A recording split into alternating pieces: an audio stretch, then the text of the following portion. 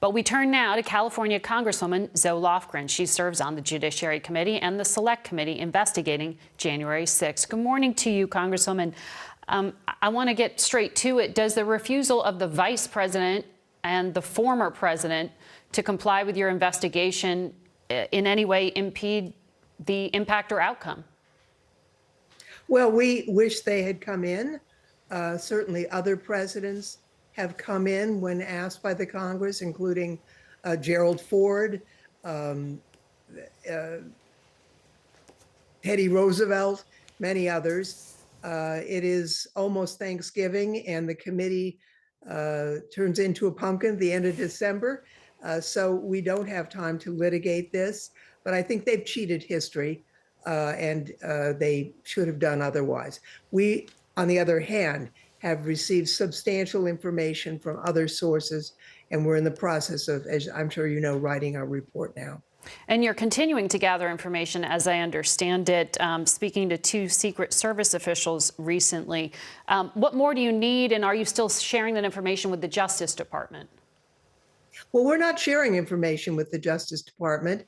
We're doing our own investigation. However, we anticipate when our report is released to release all of the evidence that we have assembled so the public can see it, including the Department of Justice.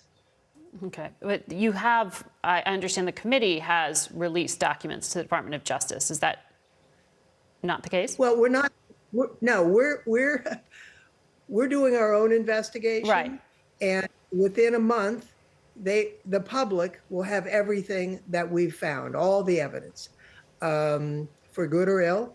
And I think we've, as we've shown in our hearings, made a compelling presentation that the former president was at the center of the effort to overturn a duly elected election, assembled the mob, sent it over to Congress to try and interfere with the peaceful transfer of power. It's pretty shocking. Well, as we know, the Justice Department has its own investigation, and that's what led us to the Attorney General making news just a few days ago with the special counsel to take up the events surrounding January 6th.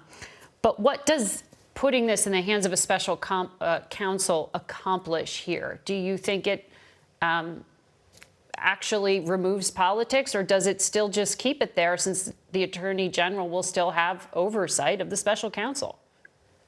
Well, I think from what the Attorney General said, he sought to depoliticize this investigation. Obviously, career professionals are doing it, and to have a special counsel overseeing it.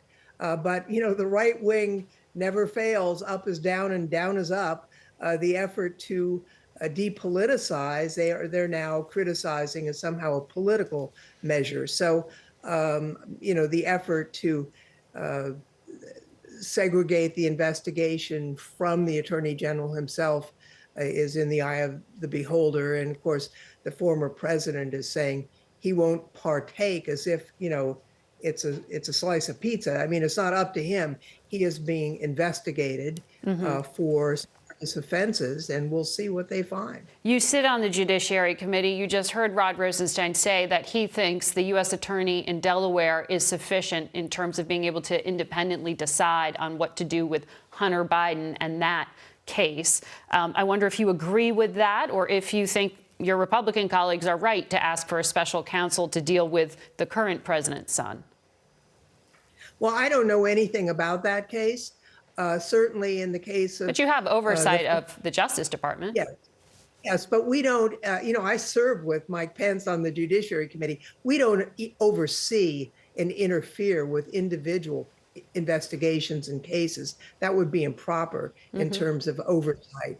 You know, if the president's son has committed offenses, then, you know, there'll be a judgment on whether to prosecute or not. And that's the rule of law, just as the rule of law applies to the former president. People in this country have to adhere to the law. And, you know, if you commit an offense and the facts are there, then there'll be a prosecution. And that's what it's about, living in a country where the rule of law, not just politics, leads us. Right. That's about our democratic republic. Well, the issue of what to do with Hunter Biden will come before your committee, as the incoming chair of it has said, along with the head of oversight, they want to lead investigations. Right. So there's nothing for us. There's no role for the legislative body in a prosecution. no, understood. But are you prepared as Democrats for this knife fight? Well, I mean, we're going to be there, and the incoming Judiciary Committee chair has a history of playing a little fast and loose with the truth. We're aware of that, and we'll be there as truth sayers. We will be watching. Congresswoman, thank you.